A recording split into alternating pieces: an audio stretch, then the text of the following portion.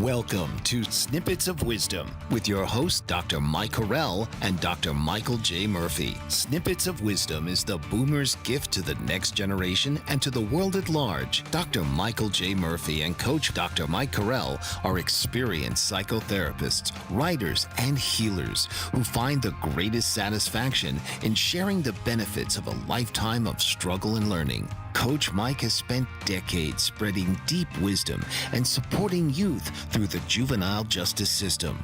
Dr. Michael has directed mental health services at many correctional centers and testified in countless trials as an expert in sex-related issues and mental illness. And he was one of the 500,000 humans at Woodstock. So now, please welcome the hosts of Snippets of Wisdom.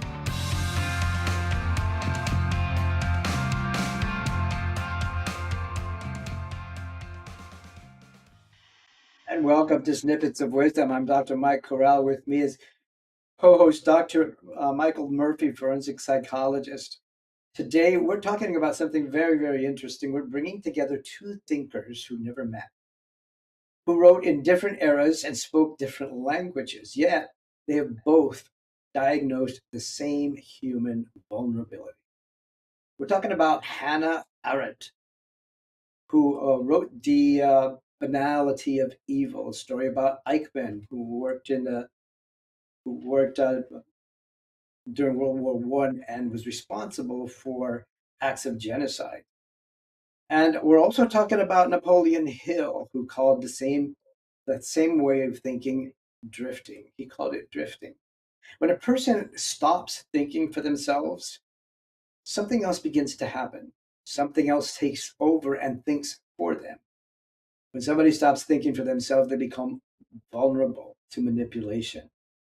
Arendt saw this in the machinery of totalitarianism, ordinary people committing ordinary harm because they surrendered the capacity for moral judgment. Hill saw it as the psychology of fear, people losing their lives to indecision, to conformity, and unconscious influence. Both warn us that the unclaimed mind becomes occupied territory. There's an ethical issue to this. Dr. Murphy, tell us a little bit more about the ethics behind simply choosing to be unaware versus doing something at someone else's command. Well, it's great to be back with you again today and to deal with this very deep psychological and philosophical issue. I just wanted to give a little background.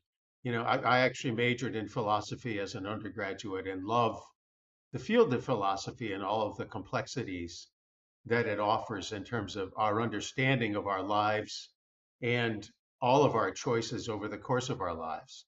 It's just very, very profound that most of the topics that we're going to be talking about today are ethical issues, the subfield of philosophy called ethics, which has to do with the choices that we make about right and wrong behavior. How do we make the choices that we do each day in our lives about whether we will engage in certain kinds of behavior, fundamentally are ethical decisions. Yeah. So we need to have some kind of system that guides us in terms of the choices that we make every day of our lives. And these circumstances that we'll be talking about with Hannah Arendt and and her book Napoleon Hill. about the banality of evil is one of those examples where that was really presented front and center in a very dramatic way. This is a situation with Eichmann, and people will remember Adolf Eichmann was a German, sort of not really a soldier. He was an administrator in the Nazi Party who arranged and organized and actually carried out, at least administratively, lots of the aspects of the Holocaust and the mass murder of the Jewish people at the time of the Second World War. And so it really was something that was a horrible event. And he was able to escape after World War II. He was able to escape Germany and get himself over to the country of Argentina. And so he was able to inhabit that country for a number of years before the Israeli Secret Service, the Mossad, discovered that he actually was residing there. They were informed by people who knew where he was, that that's where he was. So they went over to Argentina, and over the period of many months, they created a plan to abduct him from Argentina and bring him back to Israel for trial on the really grievous crime of participating in the genocide of the Jewish people. So this is, one of the fundamental things that we'll be talking about here today, how all that played out and how this decision in the trial of Eichmann really brought forward this question of what is right and what is wrong, what is responsibility, what is lack of responsibility in terms of that whole effort, which really was very dramatic and complex, and ultimately resulted in the outcome that we'll discuss later. Yeah. So Hannah Arendt did some studies and discovered that what people were considering monstrous behavior. Some people called Eichmann a monster because of the evil that he perpetrated or that he participated in. But Arendt calls it the banality of evil. In other words, it was banal actions and behavior that somehow he justified by saying he was simply doing his job. Can you talk a little bit about that and how the ethics of that, I don't know, kind of pervades in different areas, even today in our lives? Right. So there actually was a trial, with the presentation of his crimes and his defense, very extensive trial that occurred over a period of months, during which he presented his defense. He said he was just an administrator. He didn't really intend necessarily to design this whole program of mass extermination as was ultimately carried out. He was just a person who was a part of the machinery of the Holocaust, not the boss, not the director, not the guide. So he sort of tried to hide behind the fact that he was just a part of this massive group of people who participated in this. And so the whole prosecution's point was that even when you're a part of the mass, when you feel like you're just going along with the crowd, nonetheless, you are responsible for your behavior and your choices, because he knew ultimately what was going on. And the prosecution really pointed out very effectively that Eichmann, in fact, was aware of the consequences of his actions. And so, as a forensic psychologist, after getting my degree in philosophy, I chose to go to graduate school in psychology, and ultimately I practiced as a forensic psychologist for many years, which involves evaluating people as to whether they have an understanding of the nature of their behavior, and therefore, are they criminally responsible? So he was saying, I'm not criminally responsible because I didn't really know what was going on.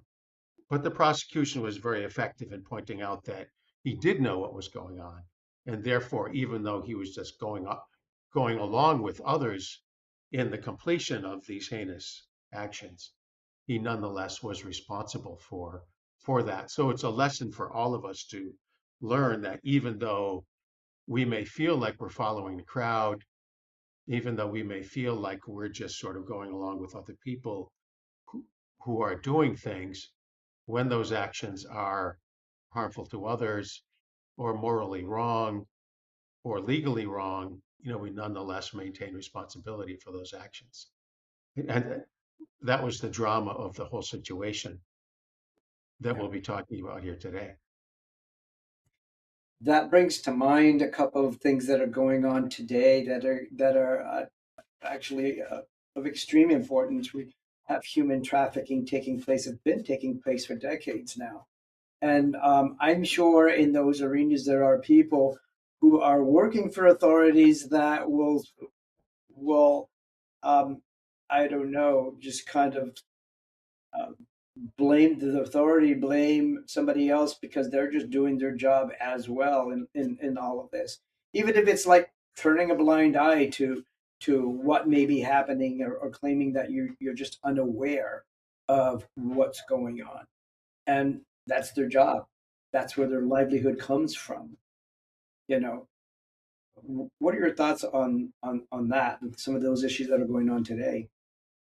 Right. I think that this is something that we face every day. I mean, we are beings who have the capacity and therefore the responsibility to make choices about right and wrong, right? So the field of ethics is one that sort of puts forward that we must make a choice. Even choosing to be passive, choosing to go along with the crowd is a choice that we're making, by choosing to not make a choice or thinking we're not making a choice.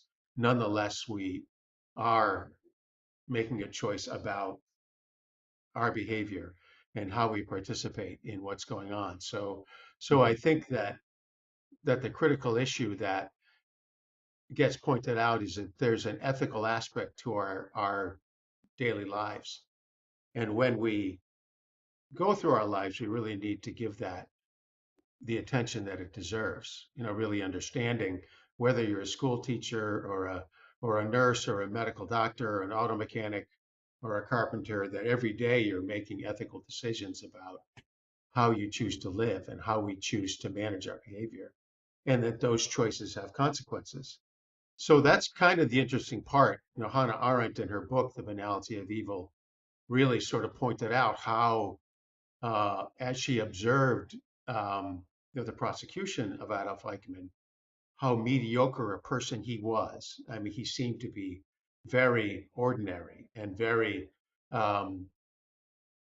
not sensational, even though he had participated in these, one of the most horrific uh, systems of mass murder that has ever been carried out in the history of humanity. And that's saying a lot, that really she was struck by how much he sought to present himself as sort of a passenger in this whole enterprise, and that therefore he was kind of just an ordinary guy who was going along with this whole situation that was arranged by others. Yeah. So it's very interesting as we face these choices now. I think now we really are struggling as a country. We're taking actions.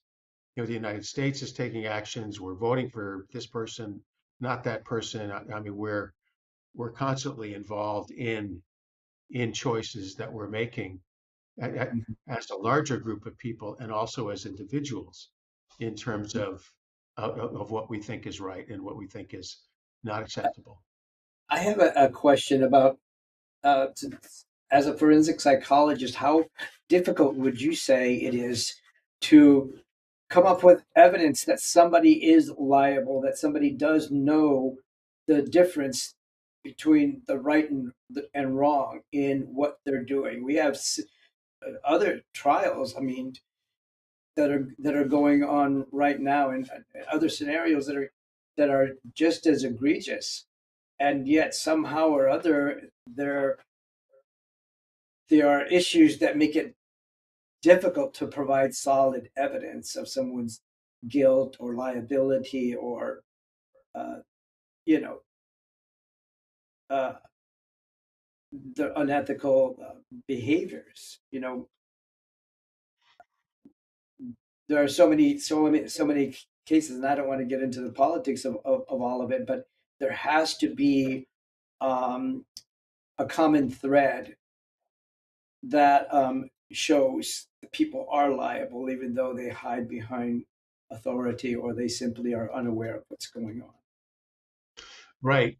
We'll have the chance to talk about the subtleties and complexities of that when we come back, but I think it's really a detailed issue. I mean, many people will choose to, in my course of evaluating individuals, defendants, say who are accused of murder and being charged with murder, they would report that they don't remember the Yeah, alleged events, and so that's something that is usually not credible, and we'll get into how the basis of that just usually doesn't stand up in court. right. Stay with us. Mike Zorich, a three-time California state champion in Greco-Roman wrestling at 114 pounds. Mike, blind since birth, was born in Hartford, Connecticut. He was a six-time national placer, including 2 seconds, 2/3, and 2/4. He also won the Veterans Folk-Style Wrestling twice at 152 pounds. In all these tournaments, he was the only blind competitor. Nancy Zorich, a creative spirit whose talents have taken her to the stage and into galleries and exhibitions in several states. Her father, a commercial artist who shared his instruments with his daughter and helped her fine-tune her natural abilities, influenced her decision to follow in his footsteps. Ms. Zorich has enjoyed a fruitful career doing what she loves. Listen Saturday mornings at 12 Eastern for the Nancy and Mike Show for heartwarming stories and interesting talk. Are you struggling to care for elderly parents or a spouse? Do you wonder if being a caregiver is making you sick? Are you worried about taking time off work to care for elderly parents and balance work, life, and caregiving? Has caregiving become exhausting and emotionally draining? Are you an aging adult who wants to remain independent, but you're not sure how? I'm Pamela D. Wilson. Join me for the Caring Generation radio show for caregivers and aging adults, Wednesday evenings, 6 Pacific, 7 Mountain, 8 Central, and 9 Eastern, where I answer these questions and share tips for managing stress, family relationships, health, well-being, and more. Podcasts and transcripts of The Caring Generation are on my website, PamelaDWilson.com, plus my caregiving library, online caregiver support programs, and programs for corporations interested in supporting working caregivers. Help, hope, and support for caregivers is here on The Caring Generation and PamelaDWilson.com. And welcome back. Today we're going to talk. We're going to continue this talk about evil without depth. In other words, is evil without depth still evil? When somebody has no hatred or no ideology or passion behind the things they do, does it make it any less evil? If they're just obeying, if they're just doing their job, part of the upholding their career and their livelihood, or if they're just thoughtless about it, does it make it any less evil? Key points here are does bureaucracy create a moral anesthetic for us, an ethical anesthetic for us? Is it okay to have someone to blame, or are we still liable? What are your thoughts, Dr. Murphy? Well, so in my opinion, the answer to that question is a clear and emphatic no. That is that we are responsible for behavior, even if other people are engaging in it, or we think we're following the crowd. Nonetheless, we are responsible. Let me tell just a little bit about the so-called insanity defense. The insanity defense for an action can only be raised when, by virtue of the effects of a major mental illness, a person is unable to understand the wrongfulness of their behavior or to conform their behavior to the requirements of the law. So it's a very high standard. The person has to have a mental illness, and by virtue of that mental illness, they're unable to understand the potential wrongfulness of their behavior or to conform their behavior to the requirements of the law. So that's something that really is a pretty high standard to reach. And so in this case, someone like Eichmann was not mentally ill. Mhm. He was saying that he was going along with the crowd, that his behavior was not he something that he didn't know was wrong. he understood the consequences of his behavior at the time of the offense, and he understood um, how his behavior was going to affect other people. So there was no mental illness involved at all. So he and others who would raise that issue, it's just very, very, very unlikely to be seen by a jury or by a judge as qualifying for an insanity defense. So the following the crowd defense is something that just doesn't stand Mhm. up in terms of lack of responsibility for our behavior. And so that is something that I've encountered a lot in terms of the trials that I've done with individuals who have claimed that, but then it really doesn't hold up. The statement oftentimes for attorneys is that the insanity defense is the last resort of desperate defense attorneys. So it kind of is something they're going to use only when they have no other alternative. Right. And yeah, It sounded like Eichmann was hiding behind the system that he worked for because it paid it it created his livelihood. It provided for his livelihood. And this happens a lot even today. We have organizations that reward compliance over conscience. yeah, And it becomes so normal to comply with whatever system we work for because they're the ones who sign our paychecks. But my question is, how do people lose themselves in the roles, or how do they lose themselves in the titles that they have, or and the routines that they perform every day, day after day? I mean, I'm just doing my job, Hey, it's my job. Sorry, my paycheck. You yeah. know, a livelihood is only, I mean, it's universally justified, but if it's an unethical livelihood, how can that be justified? You know, Right. One of the things that people have talked about a lot lately is mass psychosis. Back in the old days, there was this thing called St. Vitus's dance. Mhm. Suddenly people were sort of psychologically infected with this impulse to just move in a certain way or dance in a certain way. And it seemed like as groups sometimes were swept away in the current of what's going on with the masses, right? So people have talked about mass psychosis. And that definitely is a credible point. I mean, it's not exculpatory in terms of the law. We're still responsible for the behavioral choices that we make, even in the context of strong social influences. But it certainly is the case that it seems like in society, as currents are drifting in the media or in social commentary, that people feel like they are affected by it and they're kind of swept along with the current with regard to those Yeah. those processes. But we nonetheless maintain the responsibility to make choices about our behavior in all those situations. Napoleon Hill wrote a book in 1938 called Outwitting the Devil. And it was a book about metaphor, a big metaphor about what the devil is. And basically, he describes the same kind of person as a drifter, someone who doesn't think for himself, that allows the powers that be to influence his behaviors, his patterns, and his book was actually kind of prophetic because even though he wrote it in 1938, it didn't get published till 2011. And it's a very interesting read. I like the audio version of it myself because it's well characterized. But when people decide that they're going to take the easy route and uh, I don't know, just kick back and wait to see what happens, they set themselves up to be manipulated, especially by the systems that govern, that take control of our livelihood.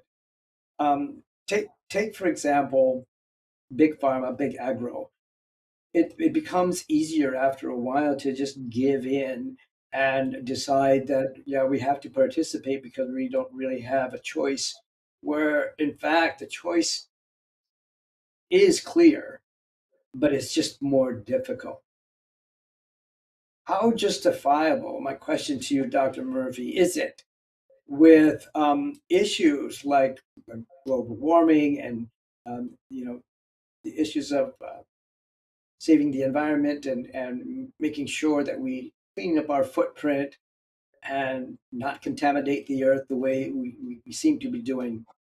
How how justifiable is it for us to kind of sit back and wait to see what happens, as opposed to making clear choices? Right. One of the things I think you're pointing out and bringing to the fore in a very kind of important way, I think, is that we are responsible for being, for assuming an active role in terms of our own behavior. Like we need to realize that our behavior and the lesson of this whole thing is that we need to assume and understand that we have to have an awareness of the potential consequences of our behavior, right? And that we have that responsibility. And even though we may not uh, want to pay attention or that we are nonetheless responsible for the effects of our behavior, even in cases in which we haven't chosen to look at those potential consequences. So it's like the need to be alert with regard to what's going on, to understand, what's happening in our communities, what's happening in our relationships with others, what's happening in our workplace behavior. All those things matter because, the definition of the rightness or wrongness of that behavior will be played out over time. And we need to take responsibility for understanding what those potential consequences are.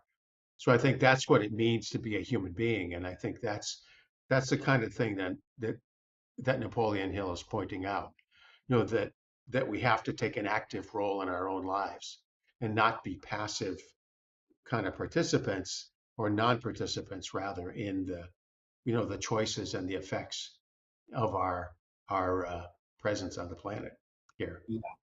Yeah, in the field of psychology, there are issues. People come, I'm sure people have come to you with feelings of loss of agency, for example, or fear conditioning, that they're conditioned to be fearful in one way or the other. Also learned helplessness, where people learn to be helpless because the authority that's reigned over them for so long um, is so powerful, and they feel helpless, and yet they get trapped to a point where they don't feel like they can stand up for themselves or even have their own opinion. Some form of cognitive autopilot, if you will. Uh, how prevalent is that even in today with the clients that you see nowadays? I think it's just really, really, really prevalent. I mean, there's lots of people who don't bother to do, I mean, the kind of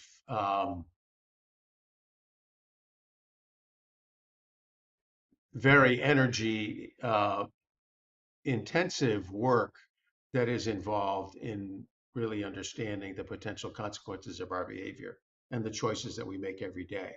Now, how we interact with our children, how we interact in the workplace, what we choose to do uh, with our time and energy each day. And I think, the passivity that that can be the default strategy for some people is something that really is just can just happen. It can be a way that things go.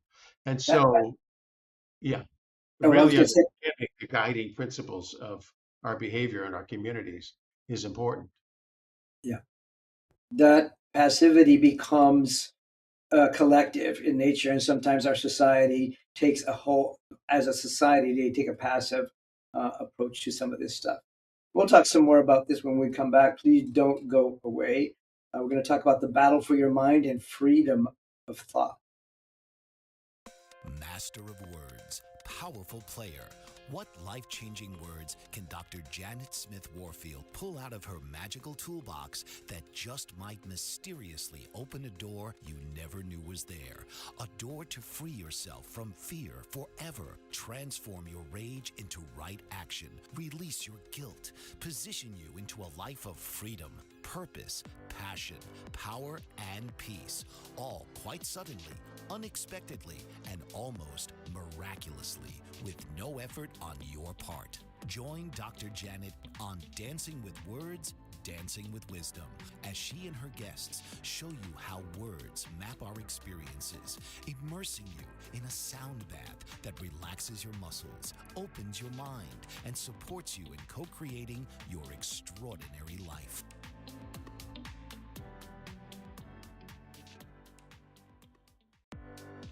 Author, radio show host, and coach John M. Hawkins reveals strategies to help gain perspective, build confidence, find clarity, achieve goals. John M. Hawkins' new book, Coached to Greatness, Unlock Your Full Potential with Limitless Growth, published by iUniverse. Hawkins reveals strategies to help readers accomplish more. He believes the book can coach them to greatness. Hawkins says that the best athletes get to the top of their sport with the help of coaches, mentors, and others. He shares guidance that helps readers reflect on what motivates them, rediscover and assess their core values, philosophies, and competencies, find settings that allow them to be the most productive, and track their progress towards accomplishing goals.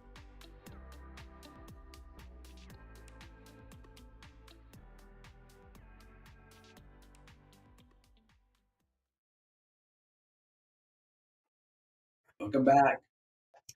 We're going to talk about the battle for your mind, freedom through thought.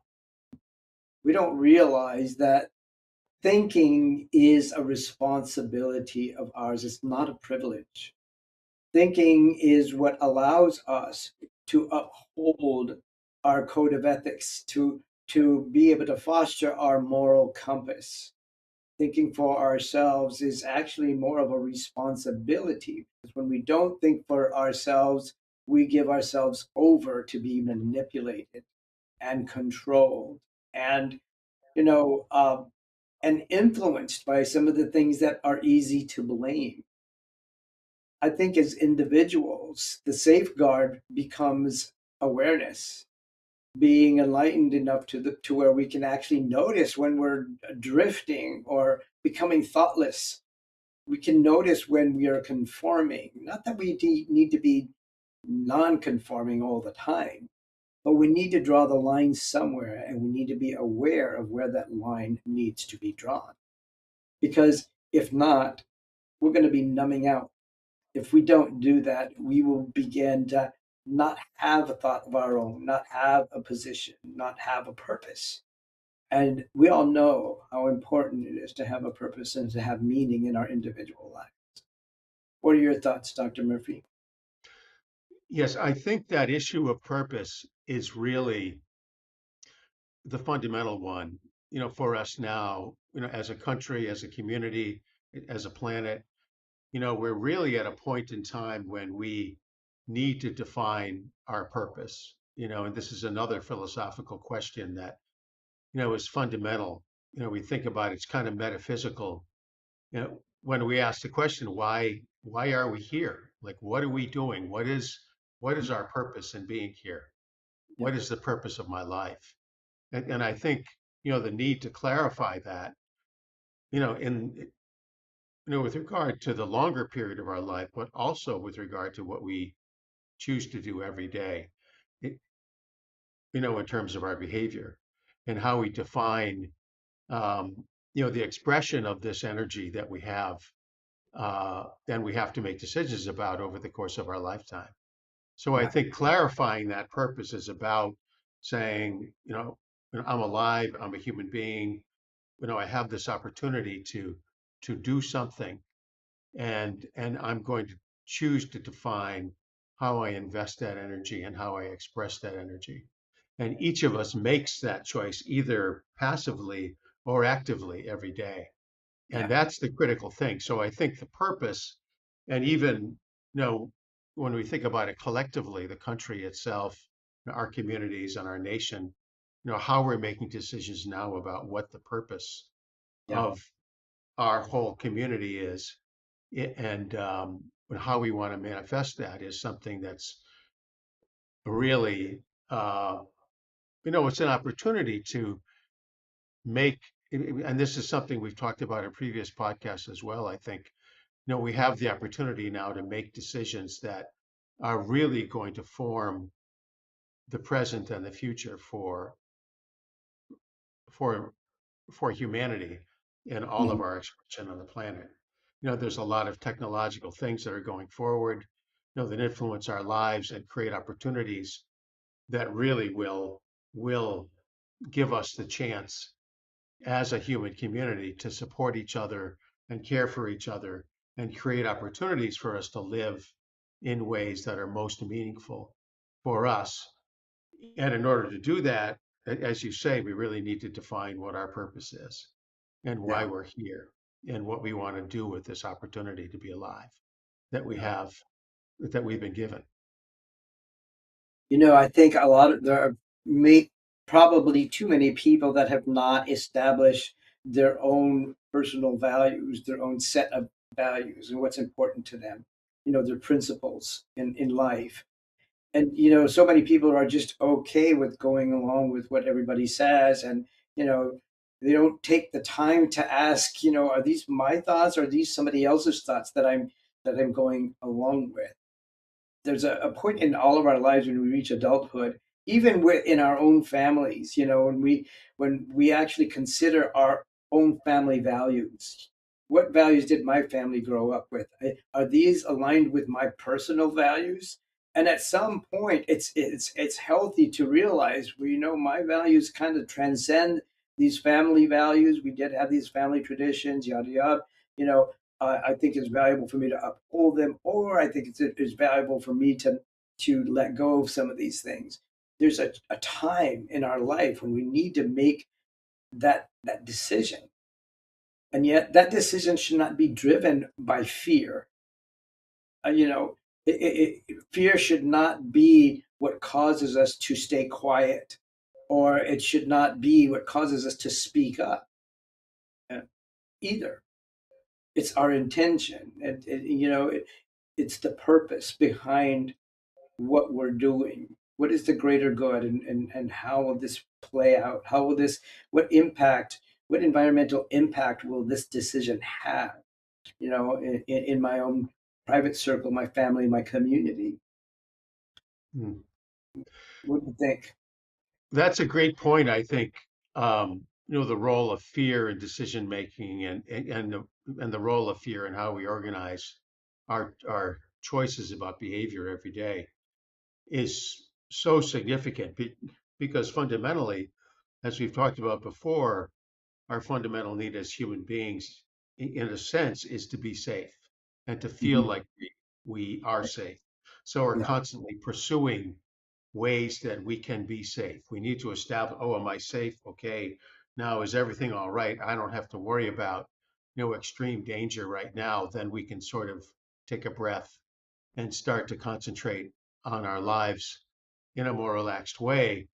But Yeah. while we're preoccupied by anxiety or fear, or we think that something terrible might be going to happen, then that tends to interfere with our ability to sort of really make informed choices about our behavior. So, that's why when we see, a lot of turmoil on media, stuff about danger and war and suffering and death, that we're much more likely to be swept away in some kind of current that might not be in the best interest of ourselves or other people. So it's just very important to get to the point where we can feel like we are safe, like we can do the self work to convince ourselves that we're okay, and therefore we have the freedom to make decisions that are in the best interests of ourselves and our loved ones and our community.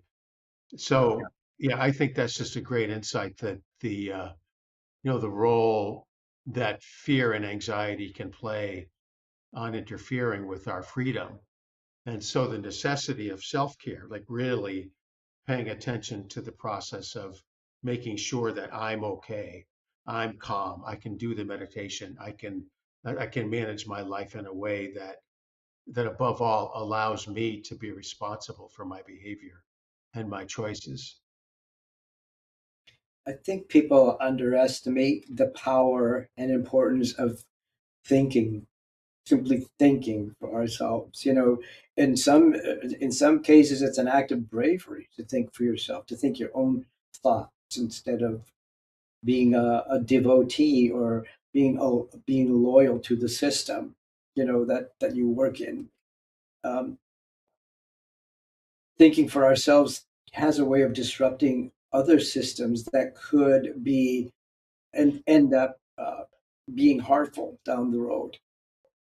And it's okay and it's healthy to challenge the norms sometimes, because the norms are a collection of different people's values, and we are responsible for the culture that we create, and we're responsible for the ethics that we establish, even at an individual level.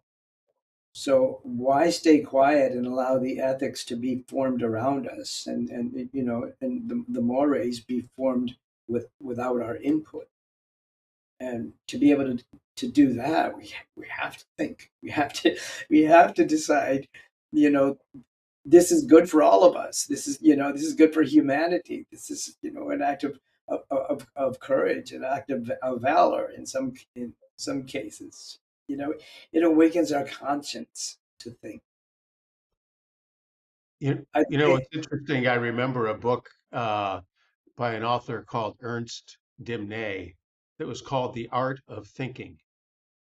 I And so, remember that. Yeah, yeah, so it really was a very popular book back in the day, uh, number of years ago, but really pointing out how important it is to think, just to take the time. And so we need to feel like we're safe enough to be able to take the time to think, to be able to consider things and look at the implications of things, the possible consequences of our behavior.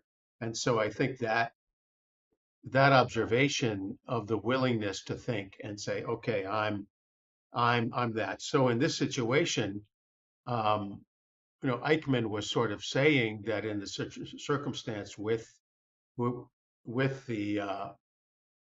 so-called final solution that, that he was involved in, that he was kind of not thinking. He was just going along with the crowd. And so, I think that element of understanding that we are thinking beings, and above all, we need to take responsibility for giving thought to our choices each day with regard to our behavior and our participation in our communities and in our lives on a daily basis. So I think really that's the critical thing, is to really allow oneself to think and to understand that we have an obligation to think. We are those beings that have the capacity to think.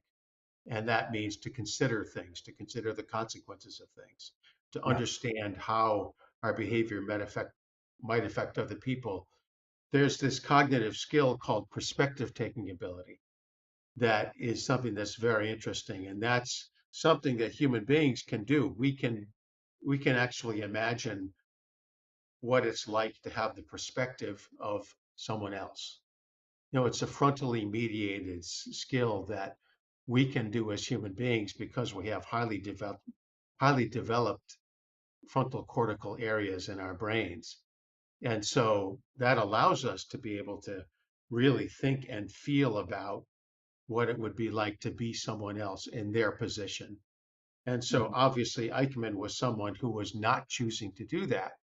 I mean, he was choosing not to really understand the effects of his behavior and what the consequences were for others and what it would be like to be them. And yeah. so he was choosing not to think. And I think you know, that's the fundamental meaning of It's being an human. atrocity not to think. When we come back, we're going to talk some more. We're going to wrap this up and show you how powerful it is to be the master of your own thoughts. Don't go away. Are you struggling to care for elderly parents or a spouse? Do you wonder if being a caregiver is making you sick? Are you worried about taking time off work to care for elderly parents and balance work, life, and caregiving? Has caregiving become exhausting and emotionally draining? Are you an aging adult who wants to remain independent, but you're not sure how? I'm Pamela D. Wilson. Join me for the Caring Generation radio show for caregivers and aging adults, Wednesday evenings, 6 Pacific, 7 Mountain, 8 Central, and 9 Eastern, where I answer these questions and share tips for managing stress, family relationships, health, well-being, and more. Podcasts and transcripts of the Caring Generation are on my website, PamelaDWilson.com, plus my caregiving library, online caregiver support programs, and programs for corporations interested in supporting working caregivers. Help, hope, and support for caregivers is here on the Caring Generation and PamelaDWilson.com. Master of words, powerful player. What life-changing words can Dr. Janet Smith Warfield pull out of her magical toolbox that just might mysteriously open a door you never knew was there? A door to free yourself from fear forever. Transform your rage into right action. Release your guilt. Position you into a life of freedom, purpose, passion, power, and peace. All quite suddenly, unexpectedly, and almost miraculously, with no effort on your part. Join Dr. Janet on Dancing with Words, Dancing with Wisdom, as she and her guests show you how words map our experiences, immersing you in a sound bath that relaxes your muscles, opens your mind, and supports you in co-creating your extraordinary life.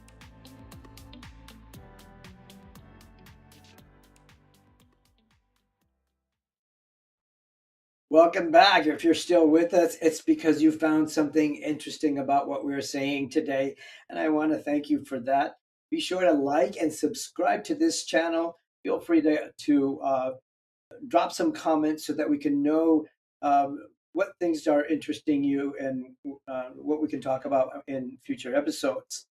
The important thing with everything that we've been discussing today is that it's not a privilege to think. It's actually a responsibility.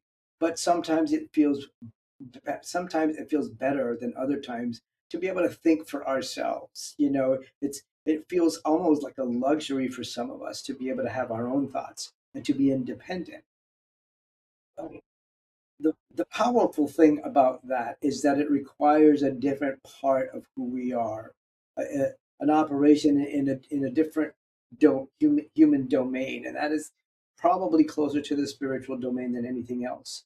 It's important for us to go with our instinct, with our intuition. What does our heart tell us? What does our gut tell us? It's a neurological process that is engaged in that. Dr. Murphy, you have something to say about how that works, right? Well, there really has been a lot of research lately on the so-called gut brain. And in fact, many people have pointed out that there's more neuroanatomical interconnections in the gut brain, the so-called gut brain, than there is in the brain that's within our skulls. So Mm-hmm.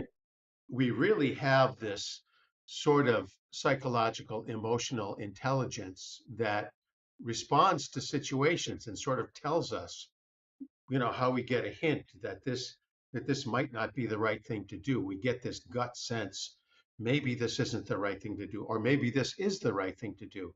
And we really get informed by that with our gut, the so-called gut brain.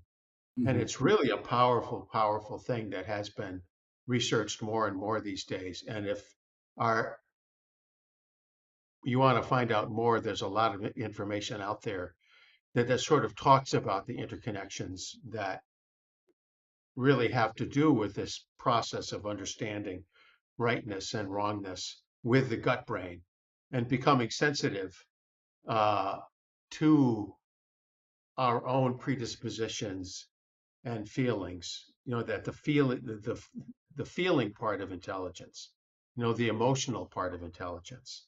Now, people have a, how some people have emotional intelligence. They really seem to know what the right thing to do is with regard to other people. How to respond to other people in a way that is kind and loving and supportive and aware, they can understand what it's like to be them. And there's a feeling connection between us and them that really is part of that gut intelligence, that's so powerful and so important. And all of us need to join together with that now. I think at this time, in terms of the evolution of civilization, that we really are ready to join together as a planet and start to realize that we all need to be supportive of each other and to be kind toward each other and just interact with each other in ways Yeah. that help all of us to be the best person that we can be over time and over the course of our lifetime. Absolutely. We forget, and some of us don't even realize your mind is the most valuable real estate you will ever possess. Guard it, Yeah. cultivate it. Above all, think for yourself. Use your gut. Go with your heart. What do you think, Dr. Murphy?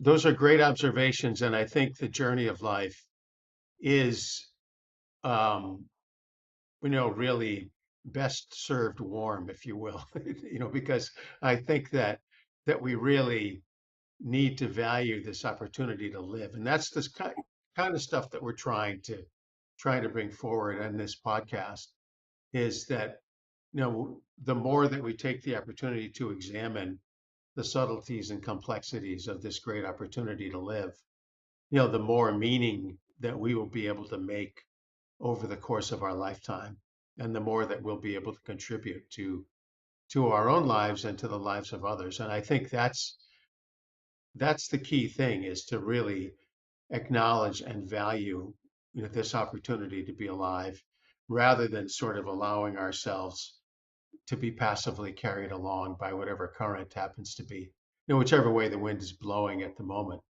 Right. So, Right. we're learning that more and more. And I think just Yeah. to be able to make a stand and say, I'm going to do the right thing, I'm going to make a choice to be supportive and to be um, as caring and as contributive a person as I can possibly be in this lifetime. That's Yeah. the key. Yeah. Everybody thinking their own thoughts is what creates the current. So think your own thoughts. Make sure your thoughts are authentic. Be the author of your own thoughts. Your own heart, Yes. your own mind will speak. Yeah. Write your own story and create the journey of your drama. And I think, that's the way, so many of us boomers were in the sort of the latter stages of our lives. And we really want to be able to look back over our lives and realize that we contributed something worthwhile to this world. And I think that's just a very significant and important thing to do, to take on the responsibility to think, as you say, and to make choices that will increase the probability that all of us will be able to succeed. Everyone wins or everyone loses, kind of thing. And I think That's right. that's where we're going. So if you leave with nothing else today, leave with this. Think your own thoughts. Be original. Be authentic. Thanks for being with us. Take care.